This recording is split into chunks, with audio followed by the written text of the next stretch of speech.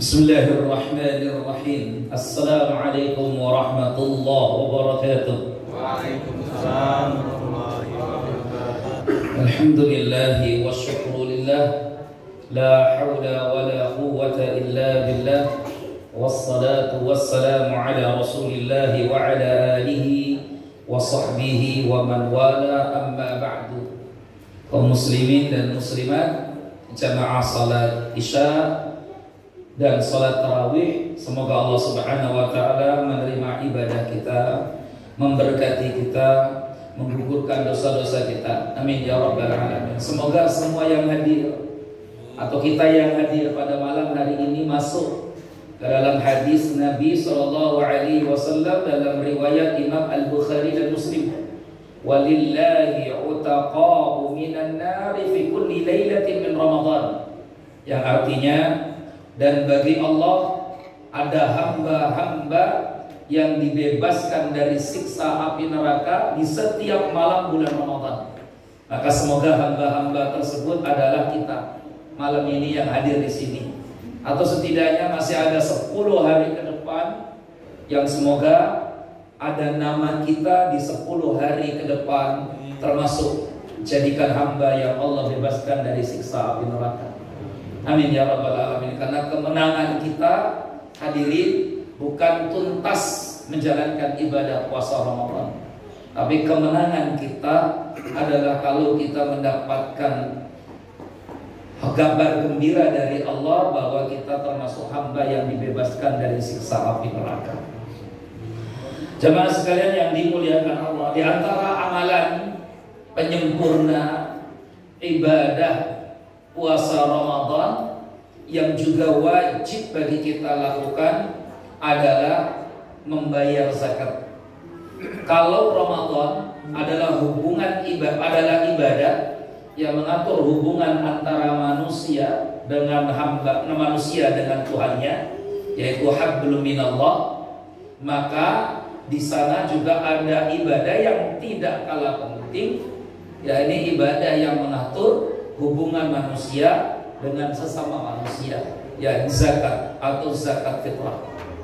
Sehingga saudaraku yang dimuliakan Allah, ada waktu yang singkat kali ini kita akan sedikit mengkaji, membahas dalam kultum, kuliah terserah antum, ya, tentang zakat fitrah ini. Harapannya ini menjadi pegangan kita semua.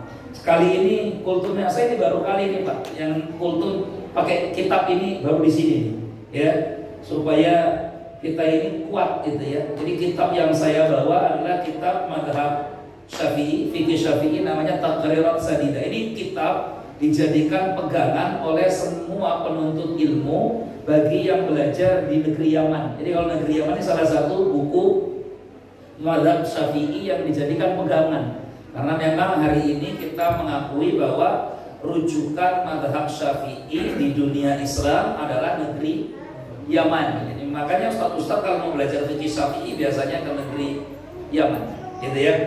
Kalau Hambali nanti ke Arab Saudi, nah gitu ya. Nah nanti yang dari Yaman biasanya pulang ke Indonesia mengejarkan madhab Syafi'i. Nah tentang zakat fitrah, kenapa disebut dengan zakat fitrah? Kenapa disebut dengan fitrah? Fitrah itu artinya fatur, makanan. Ya, fitrah itu artinya fatur, makanan. Ya, maka disebut zakat fitrah karena zakat ini memang dikeluarkan karena berbentuk makanan pokok. Tujuannya untuk apa? Hadis Nabi yang menerangkan itu, bahwa zakat fitrah itu ada keterangan dari Nabi dalam hadis Abu Dawud dan Ibnu Majah bahwa punya tujuan tuhratul lis-shaimi minar rafath wa tu'matu lil fuqara wal masakin. Zakat fitrah itu tuhratul lis-shaim minar rafath, membersihkan dosa-dosa orang yang berpuasa. Itu fungsi pertama, hikmahnya. Jadi zakat artinya membersihkan dosa-dosa orang yang berpuasa. Wa tu'matu lil fuqara wal masakin, dan sebagai pemberi makan bagi orang-orang fakir dan miskin. Makanya dalam zakat fitrah dan zakat harta itu ada perbedaan prioritas. Kalau zakat fitrah, prioritas utamanya 2 orang saja, yakni fakir, miskin. Itulah ya penyaluran zakat fitrah. Prioritas utamanya fakir, miskin. Berbeda dengan zakat mal, zakat harta. Maka kalau penyaluran zakat harta mal itu kepada 8 asnaf yang Allah sebutkan di dalam surah At-Taubah itu, ya. Jadi kalau ini zakat fitrah kita terima, maka prioritas utamanya adalah fakir miskin dulu. Jangan dulu berpikir fisabilillah, jangan dulu berpikir ghorimin, atau jangan dulu berpikir amil dan sebagainya. Karena prioritas utamanya adalah al-fuqara wal masakin. Ya, karena intinya memberi makan untuk mereka. Apa hukumnya zakat fitrah? Wajibatul bil ijma'. Wajib, semua ulama sepakat tentang kewajibannya. Kapan waktu paling utama? Waktu paling utama sebenarnya sebelum sholat Idul Fitri. Tapi kalau kita bayarkan sekarang sebelum sholat Idul Fitri, malah nggak dapat lagi. Ya, karena kita sebelum Idul Fitri itu sudah sibuk dengan amalan masing-masing. Panitia zakat malah sudah nggak mau lagi terima zakat. Biasanya kalau pengurus panitia zakat dikasih zakat, malam takbiran saja kadang sudah nggak terima lagi karena sudah telat. Makanya sekarang ada aturan pagi, kita pakai riwayatnya sahabat Ibnu Umar. Bayar zakat itu 2 atau 3 hari sebelum hari raya, karena lebih mudah panitia zakat untuk menyalurkan zakat itu kepada fakir miskin. Siapa yang diwajibkan membayar zakat fitrah ini? Maka Nabi SAW sendiri yang mengaturnya, sebagaimana hadis Ibnu Abbas, farada Rasulullah zakat al-fitri sa'an min tamrin aw sa'an min sya'irin aw sa'an min qamhin ala dzakari wal unsa was-saghir wal kabir. Ya, Nabi mewajibkan zakat fitrah beratnya 1 sa'. Jadi dulu di zaman Nabi tidak ada pakai kilogram, pakainya sa', ya. Baik bentuknya kurma atau bentuknya gandum atau bentuknya jemawut. Jemawut itu artinya gandum yang sudah dibubukkan. Harganya agak lebih mahal sedikit dari gandum yang kasar. 1 sa' bagi laki-laki atau perempuan, bagi yang masih kecil atau yang sudah dewasa, semuanya wajib bayar zakat. Yang dalam mazhab Syafi'i dikatakan begini. Kata mazhab Syafi'i dikatakan ya bahwa wajibnya membayar zakat fitrah itu adalah bagi orang yang masih hidup di akhir Ramadan sampai mengalami bulan Syawal. Jadi begini katakannya. Ya, kepada siapa wajib ini? Tajibu ala kulli muslimin hurrin yamliku quta yaumil 'id wa lailati. Wajib membayar zakat fitrah siapa saja jenis kelaminnya, bagi yang punya makanan untuk hari itu dan malam. Jadi kalau di rumah kita cukup makanan untuk hari ini sampai malam, apalagi ada sisanya, berarti kita termasuk yang wajib membayar zakat. Biarpun nanti panitia zakat ternyata mencatat kita termasuk orang yang berhak dapat zakat. Contoh, saya ini termasuk orang yang hanya punya beras 10 kilo. Di rumah saya ada 2 orang. 10 kilo kalau 2 orang itu cukup untuk makan hari ini dan untuk makan nanti malam. Paling 2 orang tidak habislah makan 2 kilo. Kan gitu kan ya? Biarpun saya ini nggak punya uang, yang saya punya hanyalah beras 10 kilo, tapi karena beras itu cukup untuk 1 hari ini dan sampai malam bertahan hidup saya, maka berarti saya tetap wajib membayar zakat fitrah. Dosa kalau saya nggak bayar, tetap wajib. Biarpun setelah kita berikan zakat fitrah itu ternyata nama kita dimasukkan oleh pengurus masjid ke dalam daftar orang yang berhak menerima zakat. Ya nggak apa-apa. Yang penting kita ini menggugurkan kewajiban kita. Paham ya di sini Pak ya? Terus syarat yang kedua, dia hidup akhir Ramadan sampai malam Syawal. Syarat kedua, misalkan ada bapak fulan, nggak usah disebut nama lah sini, nggak enak soalnya ini cerita mati di ceritanya, cerita mati ini. Dia Ramadan nih masih hidup sampai malam 20 ini kan masih ikut raweh dia, ya. Nanti malam 29 kita nggak tahu nih Ramadannya 29 hari atau 30 hari, wallahu a'lam, ya. Tapi Muhammadiyah sudah hitung 30 hari. Pemerintah semoga saja 29 supaya Ramadan Idul Fitrinya nanti kita bisa bareng gitu ya. Startnya duluan nggak apa-apa, tapi finishnya bareng-bareng. Kan enak tuh kalau finishnya bareng-bareng kan gitu ya. Nah misalkan ini kita di akhir Ramadan masih hidup tuh sampai hari ke-30 Ramadan kita masih hidup. Zuhur hidup, ba'da zuhur sekitar jam 3, jam 2 meninggal dunia. Ya. Jadi orang ini belum memasuki bulan Syawal karena malamnya maghrib baru akan takbiran. Apakah dia wajib bayar zakat fitrah? Jawabannya tidak wajib. Dia tidak wajib bayar zakat. Kenapa? Karena dia belum memasuki bulan Syawal. Ya belum masuk bulan Syawal. Artinya kalau tidak dibayarkan zakat fitrahnya pun tidak berdosa. Tapi kan berhubung panitia sudah menarikin zakatnya 2-3 hari sebelum lebaran, ya sudah kadung terlanjur kebayar tadi itu. Tapi kalau dia terlambat belum bayar juga tidak berdosa. Karena syaratnya dia Ramadan hidup sampai 1 Syawal dia juga masih hidup. Itulah yang wajib bayar zakat fitrah. Berapa besarnya zakat fitrah itu? Kalau kembali kepada hadis Nabi, Rasul tidak pernah menyebut kilo atau gram, karena memang ukuran kilo dan gram ini belum ada di zaman Rasulullah SAW.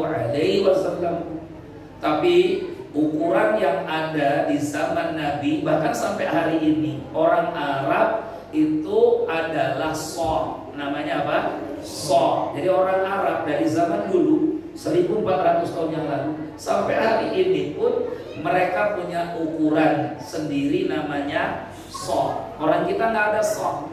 Ya, so' itu apa sih? So' itu ukuran. Kalau kita tuh seperti gantang, rantang.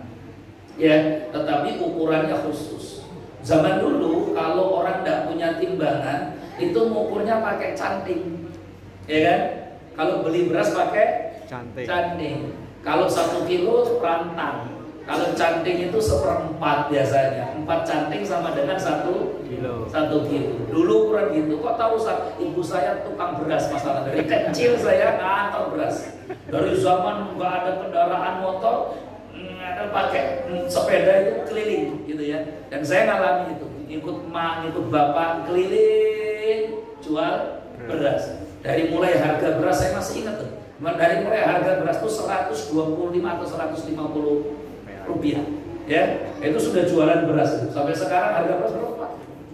Ya 17.000 ya, 17.000 atau 15.000, berapa kali lipat itu. Dulu 1 kilonya 150 rupiah, sekarang malah jadi 15.000. Ya zaman pegawai negeri dulu jatahnya masih beras golok, ya gitu. Nah kita balik lagi.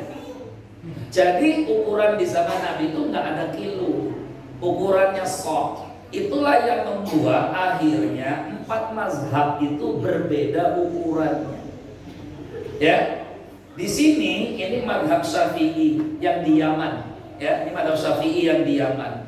Dikatakan bahwa berapa sih ukuran zakat fitrah itu? Kata penulisnya 1 sok. Di Yaman berapa 1 sok itu? 2,7,5 kilo.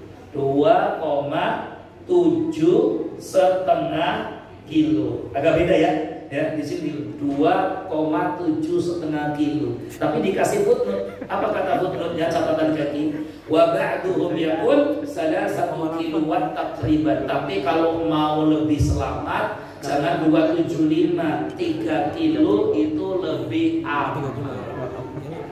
Nah, di Indonesia ini agak berbeda, tapi Bahsun Masail Jawa Timur, pondok-pondok pesantren di Jawa Timur, sebenarnya itu 2017-2018 tuh mereka tuh sudah sepakat untuk merubah. Di Indonesia, kan di Indonesia ini dulu tuh ukurannya 2,4,5. Ternyata dalam mazhab Syafi'i itu ada perbaikan 2,75.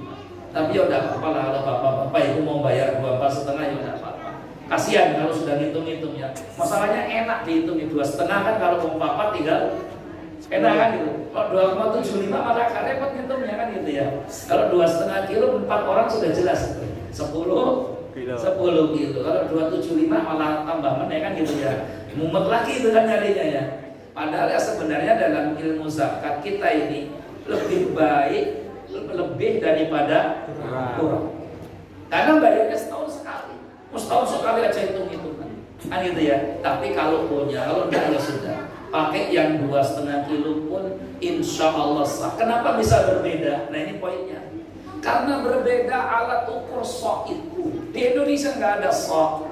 Maka keterangan-keterangan di kitab fikih, sok itu ukurannya adalah 4 genggam tangan orang dewasa. Jadi kalau tangannya bapak genggam 4 kali ngambil makanan pokok, kurma kah, gandum kah, atau beras, 4 kali genggaman itu, itulah disebut 1 sok. Problemnya, ini ada problem. Tangannya orang Indonesia itu. Ini problemnya. Tangannya orang Indonesia nggak segede tangannya orang Arab. Itu problemnya. Makanya kalau bapak ke Timur Tengah, tahu di Saudi, berapa mereka bayar beras di Saudi zakat fitrahnya? Enggak kita temukan 2,5 kilo. Tapi mereka bayarnya 3 kilo. Kenapa? Mazhab Hambali. Karena memang dalam mazhab Hambali 1 sok itu sama dengan 3 kilo. Beda di Saudi, beda lagi di Irak. Karena di Irak ukuran soknya lebih besar, yakni 3,5 kilo. Jadi di sana zakat fitrah 3,5 kilo. Nah di sini kan Syafi'i ya, Syafi'i lah. Karena kalau zakat fitrah itu Syafi'i lah.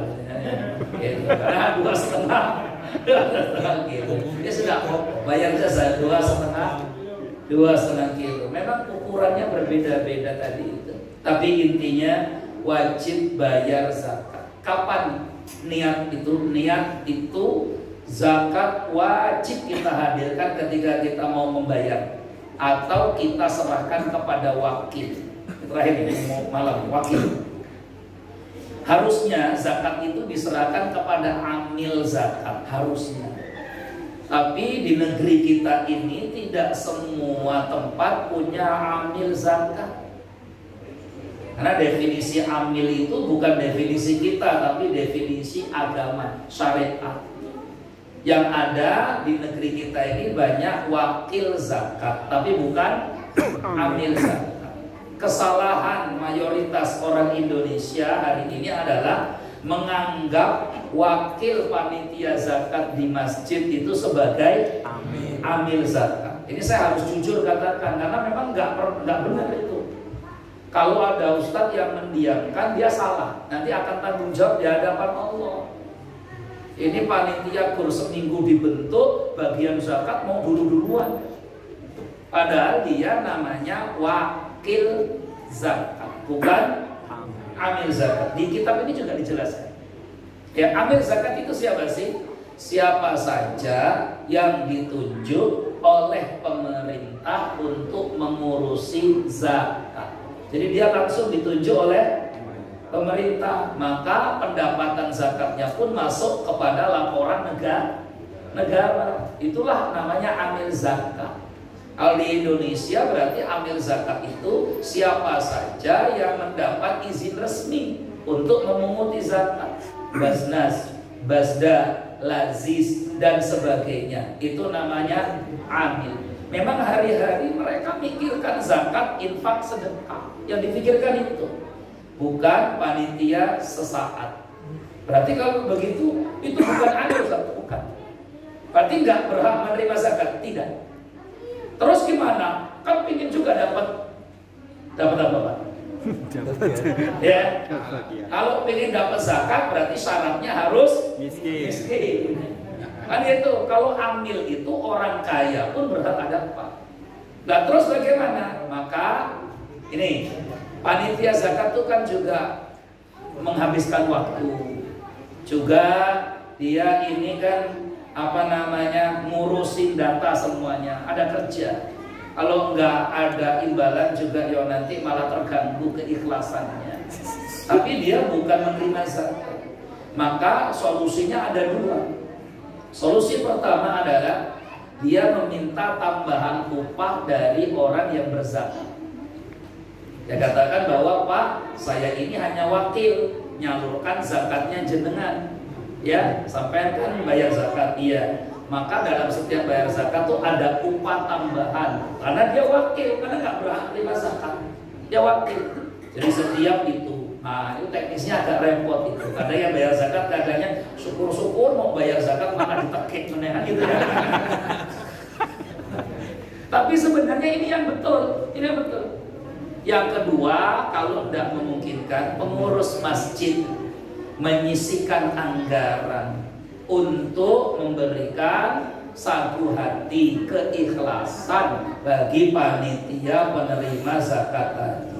Itu caranya.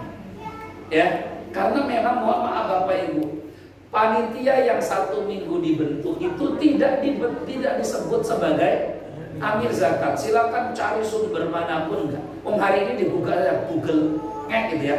Apakah panitia penerima zakat di masjid itu adalah amil? Buka saja Google, maka kita akan temukan banyak materi ya, makalah yang mengatakan bukan amil. Biarpun kita menyebutnya dengan nama amil, sehingga dia nggak berhak sebenarnya. Itu ya, kecuali memang dia fakir miskin. Jadi itu solusinya begitu ya. Cara bisa kita tarik dari yang berzakat atau pengurus masjid. Ada dana infak sedekah, kita bentuk 10 orang panitia. Mohon maaf Pak, Bapak nanti nggak termasuk penerima zakat, kecuali kalau fakir dan miskin. Tapi Bapak dapat sabu hati biaya karena sudah ikhlas di sini bantu kami ini. Kurang lebihnya mohon begitu selesai sudah. Wallahu a'lam bishawab. Ya, demikian jamaah sekalian yang dimuliakan Allah, silakan didalami lagi bagi amil-amil yang nggak terima malam ini. ya, kayaknya karena sudah keasikan, maka di masjid kami Pak, di masjid kami itu kadang ada orang ini, jangan dialah panitianya, kenapa? Kalau panitianya ini nanti kita nggak dapat jatah. Karena umat Islami sekarang diajak benar pada nggak mau. Karena sudah terlanjur dia daftar itu pengen dapat gitu ya. Jadi ini aturan, silakan ya. Yang jelas saya nyampaikan sesuai dengan mazhab Syafi'i ya. Ada kecuali. Boleh nggak di sini nerima? Boleh dengan syarat dia dapat SK langsung dari pemerintah. Ya Pak ya. Dia dapat apa? SK langsung dari pemerintah. Jadi kalau ketua masjid mengurus SK-nya amil, maka berarti dia berhak menerima zakat. Tapi dia dapat SK. Berarti kalau SK di Bandar Lampung ini dari Kanwil Agama. Karena itu yang berhak mengangkat Kanwil Agama, nanti itu yang berhak menerima zakat. Tapi kalau belum berarti tidak disebut amil. Wallahu a'lam, sudah kemalaman. Nanti terawihnya nggak selesai. Ya, itu. Karena di sini 1 juz ya katanya Pak. Iya. Subhanallah wa bihamdika asyhadu an la ilaha illa anta astaghfiruka wa atubu ilaik. Ya, akhirul kalam. Assalamualaikum warahmatullahi wabarakatuh. Waalaikumsalam.